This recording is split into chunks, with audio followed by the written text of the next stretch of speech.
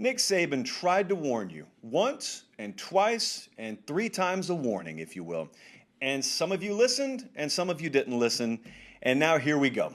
Henry To'oTo'o is the very first thing I want to talk about, but then I want to expand this much broader than just one linebacker transferring from Tennessee to Alabama. Henry To'oTo'o yesterday did make it official. He has transferred from Tennessee to Alabama.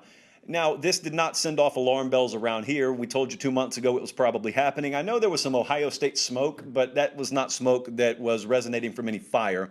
We had pretty good guidance the whole time that if the SEC was going to pass that rule where you could immediately transfer within the conference without sitting out, Alabama was going to be the destination. For his dad's role in all of this, he made that abundantly clear when he talked to Hank South and the guys over at BamaOnline.com a couple of months ago, and we were given no reason to believe anything along those lines had changed. Well, now it's happened, okay? So just when it comes to the player, because I haven't spoken to you about this, when it comes to the player, he is an immediate impact player. But more so, he's a guy that gives them the kind of depth that they haven't had. Alabama hasn't had linebacker depth in a couple of years. One of the dirty secrets, even as they have maintained their status as one of the best in America, is linebacker's been a weakness for them. Wide receivers masked it, quarterback has masked it, offensive line hasn't taken a drop. Linebacker has. And Alabama got perilously thin there. You know how rarely I use that word. And now they're not anymore. You could make an argument as Preview Magazine season approaches, you know how much we love that. You can make an argument their inside linebacker room and their outside linebacker room are among, if not at the very top of the sport again. And also what they can do is a concept that's almost foreign. It's been so long since they could do it. There's this word. And sometimes you can use this word in a sentence about how you're going to approach a game when you have depth. And it's called rotate.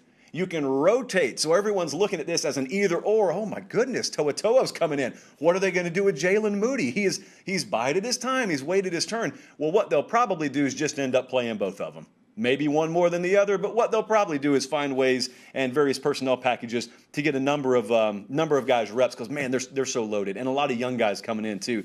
But I didn't want to talk about To'oTo'o. I just wanted to touch on him. What I want to do is broaden this out a little bit because I seem to remember some people, maybe some more notable than others, but some people indicating to me that this whole transfer portal deal, it was going to even out the sport. You know, it was going to take from the haves, it was going to give to the have-nots, and all of these mega power programs, Alabama chief among them, they weren't just going to be able to stack all these good players on a roster, and so those guys were going to go in there, and the ones that started, they were probably going to stay, and then the ones that were riding the bench when they knew they could start elsewhere, there was going to be this mass exodus every single year. I seem to remember that. But I also seem to remember that we came on this program and said, oh, I don't know about that. And here we are now. Granted, we're still only a couple of years into what we could call the transfer portal era. We're now several years in, comparatively to the college football playoff era, so we've figured out a little bit more of the impact that's having on the game, but now we're starting to learn about the transfer portal. We will eventually learn about name, image, and likeness. If you ever expand the playoff past 4, you're going to learn about that. But what I want to talk about at the moment is the group of people, and it's a sizable group, and I don't mention this disrespectfully, it's just a difference of opinion when it comes to something like college football, okay? But I want to talk to those of you who continue to support these measures and support these as advancements and progress towards balancing the sport out. And I just want to ask, is it working out the way that you thought it was going to? In fact, I would like to ask you to name me a single change that college football has undergone that has brought Alabama and the like closer to the pack, or brought the pack closer to Alabama. Because I'm thinking about everything back to the Saban rule when they passed it. Head coaches can't be on the road to evaluate and recruit in the spring. Well, the guy has finished first in the recruiting rankings 9 out of the last 11 years. And then you had not supporting standardizing the rules where RPOs wouldn't take over the game, and you had the offensive lineman 3 yards downfield. He wanted the NFL rule. You said no. He said, okay, is this what you want college football to be? A lot of you said yes. So he just built an entire buzzsaw of an offense, and now you're lucky if you keep them under 50 points a game. And then the college football playoff comes along because Alabama got in the 2011 title game that you didn't think they had any business in. I disagree, but nevertheless, he said, hey, this is going to devalue bowl season. And what he didn't say, but it was true, is we're going to make it in and we're going to win anyway.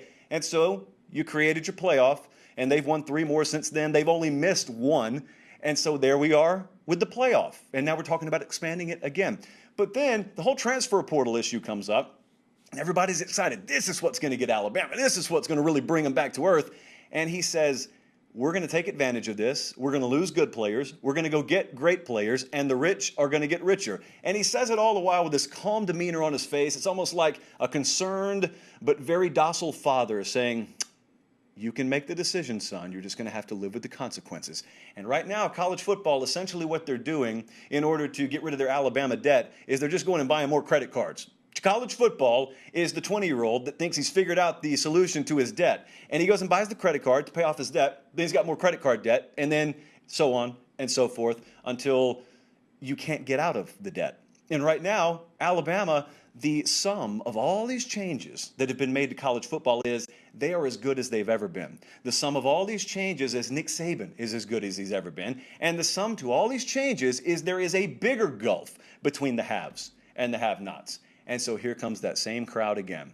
And that same crowd, as sure as the sun rises in the morning, someone will find a way into my Twitter mentions, and they'll start talking about how expanding the playoff is going to be different. Now this, and this didn't work out, but expanding this playoff, that's going to be the answer to all of our problems. And I'm telling you, please learn from history. Not that you're going to make the call on this, but please learn from history. Just because it doesn't make sense to you doesn't mean it doesn't make sense. What's going to end up happening is Nick Saban's going to look at you like he already is, and he's going to not support expansion, and a lot of other ones are. Shocker, because it's their only way in. And a lot of people are going to look at it and say, well, I think that's what's best for the game. Really what you mean is it's what's best for your program because it probably gives you, percentage-wise, a better chance right now. But what I simply ask with all these changes is this. Do you know any fair system out there thus far designed, well, I wouldn't say designed by anyone in college football. I'll put it like this. Do you know any fair system out there thus far designed by man, period, that has built in a mechanism that can balance superiority and can balance greatness? Because I don't. I'm looking around, and I'm looking at whether it's recruiting rules in the spring or whether it's linemen 3 yards downfield or 1 yard downfield or whether it's expanding a playoff or the transfer portal or NIL. I just keep seeing the greatest in the game, in this case Nick Saban, able to leverage it better than anyone else and him using it as a launching pad to further distance his program from the rest of the sport. You say expanding this and tweaking that and changing this will be what provides more balance in the sport. I say him retiring is at this point the only way, or you beating him is the only way that you're going to balance out Alabama. But here he is telling you again, like he's been nice and kind enough to do so many times before, don't expand it, don't do it, don't. And he's got that docile look on his face again. He's not smiling, he's not winking. It's kind of like when Jimbo the other day said he was going to do you-know-what to him. I mean, the most logical explanation that came to Nick Saban's mind when his biggest competition in the West talked about beating him was, is he even talking about football? Or is he talking about another sport? So that's where we are right now in the West. But by all means, keep tweaking that rule book 25% every year. I'm sure it'll eventually pay off.